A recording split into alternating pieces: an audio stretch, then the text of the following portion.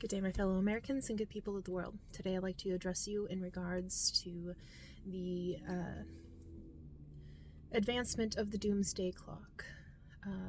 to move from 89 seconds to midnight to 85 seconds to midnight. And the reasoning by which this number was arrived was giving consideration to many different variables that are adding to the complexities of the scenarios of our scenario universe. And it's reasonable and it's understandable to make such a, significant advancement from 89 seconds to 85 seconds. And I think it really sends a good signal of the sign of the times, where we're at and what we need to focus on. This is why I feel, I'm writing on the balance between, literally patience and urgency. I'm trying to understand that, all things in good time, but at the same time knowing that I can't, waste the time that we have, when there's so much work to be done.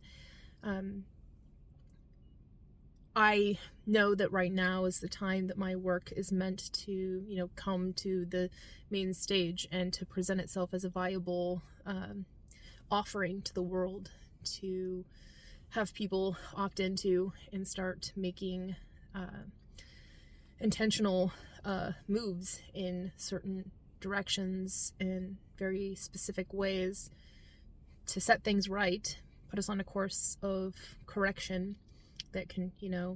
do many things, one of them being correct the ship of state in America so we're not going in this crazy direction, but set us back into accordance with representing leadership of a free world, and to abiding by our Constitution and upholding the, integrities that our nation was founded off of. And the idea of having the advancement of, a political paradigm that is based off of what I like to call the Eudaimonian political theorem, which is essentially just how can you take an approach from all of these different directions to advance a certain approach to governance that helps to achieve the empowerment of the lowest concentration of power vested in the individual, and to create a cohesive, coherent, unification of each individual in a way that optimizes their, abilities, their capacities, their talents, into these trusted networks that can accomplish certain things together in the most, productive way. And then informing the types of policies that we need to initiate that take what we have been left with, in the decision making of past and prior policies that have been created, and to build upon it something that makes the old systems obsolete and creates a renewable system that is malleable, adaptable, mobile, efficient, resilient, befit the times, and to direct us in such a way where the cause for the actions that we take is to attend to the needs of now, befit the times, in consideration of where we're trying to get and where we have to go first, one step at a time. It's like trying to take a bunch of small pebbles and everybody throws their pebbles into the water in a similar fashion, a similar direction, so that we can create stepping stones to help us to cross the river together. And taking that sort of approach, instead of trying to focus all the concentration on, these big movers that are trying to, take these profound shifts in technology and whatnot, focus instead on empowering the individual, and really emphasizing that everybody has a very important role in society, a very important part to play in the advancement of our future, and we need all hands on deck and everybody a part of the process of our development to get us out of this precarious situation that we're in. I was very grateful to hear, as part of their reasoning for advancing the clock, the doomsday clock, was for considerations of climate change. We need to take this seriously. I mean, this is a significant part of my considerations for my work of welfare and stewardship. It's, representing needing to accomplish the UN's 17 Sustainable Development Goals, which I'm progressing through making videos to explain kind of like my orientations with that in terms of how we might accomplish that in some policy perspective. And then also our orientation within the safe operating space of planetary boundaries. And then adhering to that in such a way that puts, the importance of people and planetary stakeholders above profit. Profit is a secondary, notion that will come most naturally when we are doing the good work and the necessary business of creating, a island of coherence by which we can operate out of. Climate change is real, and the compounding effects will only make everything worse. And it's like literally, what's the Bible term in the, Sunday school song that they sing is like, don't build your house upon the sand, build upon a rock. And the whole idea is like, if we're not solving for, in everything we do, the robust resiliency necessary to be adaptive to the changing climate and how that impacts our developed, built infrastructures and our way of living and these sorts of things. If we're not building, a robust resiliency and a firm foundation, everything that we build will just be torn down when the next wave comes a-crashing. And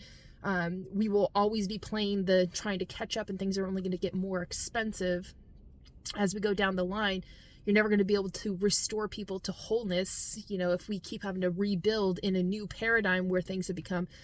resources have become more scarce and more expensive, productivity has shrunk, and then people are, disabled from being able to perform the productivity necessary to recover, because they're too busy trying to just like barely make it and get by in this struggling survival situation that they're in, but now have been set at a complete disadvantage because everything that was of stability that they had built up and dependence upon in their self-reliance has been washed away by a storm or a flood, or burned away by a fire, or swept up in a tornado, or whatever, natural disaster comes in and disrupts the system. Or something as, simple as like having a 2-income household, and then one of the parents is, incapacitated or is removed out of the equation, by accident or, death or something like that. Now it's down to 1 income for this family, and how are they going to get by, or somebody falls ill and they go into the hospital and they're no longer to work. How are they going to get by? So the precarious situation that everybody's put in, the fact that we don't have these robust, systems to be able to help support people through these, phase changing situations, and then having them to deal with some sort of like natural disaster that comes up and makes matters worse. Like, we're putting people at a disadvantage to which they will never be able to recover. And we need people to be at their best. And in order for us to have any, successful chance of, turning back time, and to restore us back into a state of, where we're not going to be able to, account for all variables, but we can anticipate the future in a scenario universe, and we can, be predictive about the types of things that we're setting ourselves up for, and then be productive towards trying to find ways to innovate that out. So the fact that they talked about climate change was so profoundly important to me. The other significant, we really have to do something about this, angle is the mis and disinformation, the fact that we're not all living in the same reality and truth, because a lot of people are in their little information silos and bubbles and they don't ever break out of it, and they're in complete rejection and denial of reality, and we're having arguments literally about what is truth in reality, and to the point where it's no longer about people caring about what is truth and what is real, but rather like wanting to feel like they're right and to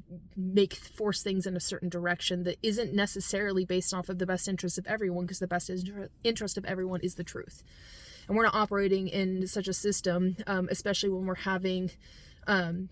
technologies and artificial intelligence systems that are deceiving us. And then we have our own government in America intentionally going out of their way to deceive us. And so we're not operating in a basis of knowing truth, so we cannot in any reasonable measure prepare ourselves to do the right thing. And how that was presented by that particular individual in the release of this information about the doomsday clock really like hit home and hard for me, because it is true. Like, how do you establish, truth and reality with other people? That goes very much into what I believe is important for us to have with a, technological advancement for America, to have a president's everything assistant coordinating executive discretion or discernment. It's a basis by which we can establish a platform for all people to come in and bring their relevancies and information and, to the table, and it can be contrasted and compared and based off of relevancies, help us to build a coherent picture of this state of affairs and where we're in, so we can make the best decisions moving forward. And a lot of these technologies need to have checks and balances put on them, because they are threatening our very lives and our very future, for the sake of profits and at the end of the world. Are we gonna say like we lost it all because a couple of people wanted to be greedy? That it's a stupid, suicide pact that everybody's in right now, essentially, to say that we have to make our allegiance to the almighty dollar instead of like have an alliance amongst us to live in accordance with engineering outcomes that are of mutual interest, benefits, securities, and within mutual respects. The idea that they also like really emphasize the precarious situation we're in with the nuclear scenario. We really should be making intentional measures to help to rein in the, nuclear proliferation needs to be put back into a check and a balance. And we need to start creating scenarios in which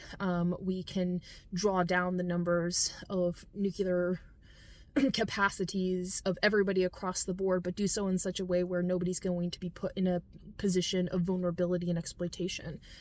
We want to be able to make sure people are able to defend themselves and protect themselves. Case in point being what's happening to Ukraine right now.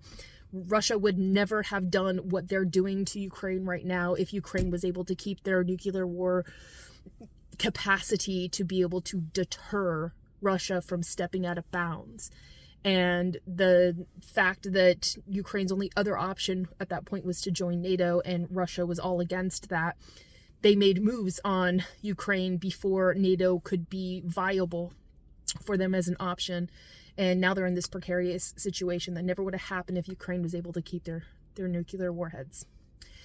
And so we need to be able to put everybody in a situation where we can draw down on our nuclear capacities, but also create robust systems of security guarantees that are not based off of, takesy-backsies rules and laws that,